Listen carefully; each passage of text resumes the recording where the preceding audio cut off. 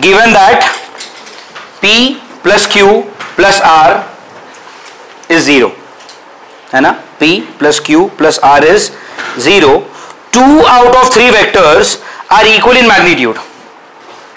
आपको 3 वेक्टर दिए हैं, नाम है P, Q और R, और आपको बोला गया 3 में से 2 की वैल्यू सेम है magnitude. Are you getting it? Okay, 2 out of 3 vectors are equal in magnitude. The magnitude of the third vector is √2 times that of the other 2। Question समझ में आ रहा है? 3 वेक्टर्स हैं P, Q, R, 3 में से 2 की value same है। अब वो कौन से 2 वो आप डिसाइड करो, उससे इनको कुछ लेना देना नहीं है। 3 में से किसी भी 2 की वैल्यू सेम है, तो मान लो इसको x मान लेता हूं, इसको x मान लेता हूं, दोनों को सेम मान लिया। अब उनका क्या कहना है, जो तीसरा वाला वेक्टर है वो पहले दोनों की तुलना में √2 टाइम्स है, मतलब this is x, this is x, तो ये कितना x √2। Are you getting it? अब उनका क्या कहना है, which of the following can be the angles of these vectors। मैं एक बार वापस बोल देता हूं, given that P plus Q plus R is 0, 2 out of the 3 vectors are equal in the magnitude of the third vector is √2 times which of the following, yeah, fine। आपको बोला है कि P और Q और R के बीच में आपस में एक दूसरे के साथ एंगल क्या होंगे, और कंडीशन क्या सेटिस्फाई होनी चाहिए कि P plus Q plus R तीनों को जब हम ऐड करें तो आंसर कैसा आना चाहिए, 0। Are you understanding the question? 3 vector जिनको आपस में ऐड करके आंसर चाहिए 0, 2 की वैल्यू सेम है और तीसरे की वैल्यू कितनी है, x √2। ये कैसे पॉसिबल है वो देखते हैं। ये तब पॉसिबल है अगर P और Q आपस में कैसे हो जाए, परपेंडिकुलर। ये P बार, ये Q बार, P बार की वैल्यू x है ना, और Q बार की वैल्यू x। अब अगर मैं P बार और Q बार को ऐड करता हूं, if I add P bar and Q बार, तो रिजल्टेंट किस तरफ बनेगा, अलोंग द डायगोनल। ये आपका क्या बना, पैरेललोग्राम, अरे हाँ या ना, और आपका डायगोनल बनेगा इस तरफ।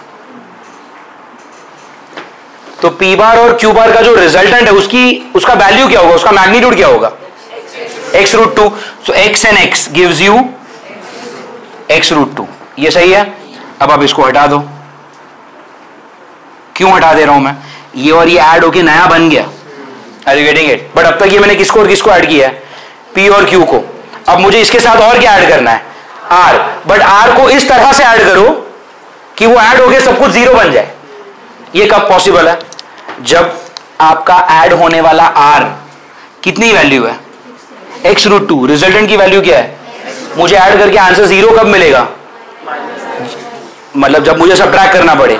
सब्ट्रैक्ट कब करते हो, अपोजिट डायरेक्शन, मतलब मेरा जो R है ना वो इधर होना चाहिए।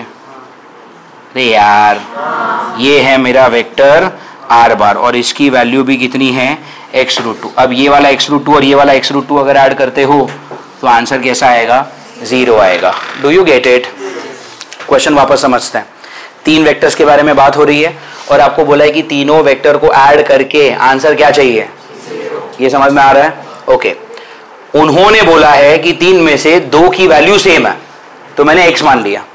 और उन्होंने ये भी बोला है कि जो तीसरा वाला है वो इन दोनों से √2 टाइम्स ज्यादा है, तो अगर ये x और x तो ये x √2। ये सही है? अच्छा, अब इन तीनों को इस तरह से आप ड्रॉ करो सच दैट ऐड होके आंसर 0 आ जाए। ठीक है, तो ये कैसे पॉसिबल है, तो पहले P और Q को मैंने आपस में रख दिया 90 डिग्री पे, ताकि जब P और Q ऐड हो तो आंसर क्या आए। और ये वाला जो x √2 है उसके बिल्कुल अपोजिट साइड पे किसको रख दो, R को, तो ये x √2 ये x √2 ऐड हो और फाइनल आंसर क्या मिल जाए, 0। Are you getting it? अब क्वेश्चन में ड्रॉ करने की बारे में बात नहीं हुआ है, क्वेश्चन में एंगल पूछा है, तो एंगल कैसे निकालोगे। P और Q के बीच में एंगल क्या मिल गया, P और Q के बीच में तो एंगल 90 बन गया। Are you getting it? What do you think this angle is, 135 and this angle is also 135। Are you getting it? कैसे मालूम पड़ा कि ये 135 है? थोड़ा सा लॉजिक लगाता है ना। अगर Q बार की लाइन को मैं नीचे एक्सटेंड करूं, ये वाला एंगल कितना है? ये 45 है। क्यों? P और Q की वैल्यू सेम है, तो जो रिजल्टेंट बनेगा that must be an angle bisector. तो ये 45 हुआ। अरे आया ना? इफ दिस इज 45 और मैं यहाँ पे इसको एक्सटेंड कर देता हूँ, मैंने क्या किया, Q बार की लाइन को एक्सटेंड किया है, P बार की लाइन को एक्सटेंड किया। इससे क्या हुआ, अगर ये वाला 45 है तो ये वाला भी 45 होगा ना, vertically opposite angles. This is 45, this is also 45। अब ये तो 90 है, दिख ही रहा है, तो ये 90 और ये 45, तो ये टोटल कितना हो गया? 135। Are you getting it? Similarly how much is this angle? That is also 45। तो ये 45 है तो ये भी क्या होगा? 45। क्यों? Vertically opposite angle. ये तो 90 दिख ही रहा है, तो ये 90 और ये 45 कितना हो गया? 135। Do you understand this? आ रहा है समझ में? यहाँ पे डायग्राम बहुत मैसी हो चुका है। I just redraw the diagram. तो आपका ये है P बार, ये है आपका Q बार और ये है आपका R बार।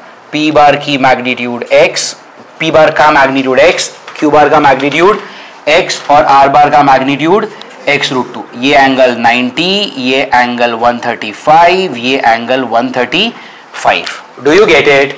इस तरह से अगर इनकी प्लेसमेंट की तो तीनों आपस में ऐड होकर आंसर क्या दे देंगे? 0 दे देंगे। Do you get it? और क्यों 0 देंगे? तो लॉजिक क्या है, अगर P बार और Q बार को आपने ऐड किया होता, आई मीन जब आप करोगे तो ये बनेगा आपका रिजल्टेंट किस वैल्यू के साथ? x√2। और फिर ये वाला x√2 इस वाले x√2 को कैंसिल कर देगा because they are in opposite direction, और आपका ओवरऑल आंसर क्या आ जाएगा? 0। Did you understand this question? पक्का?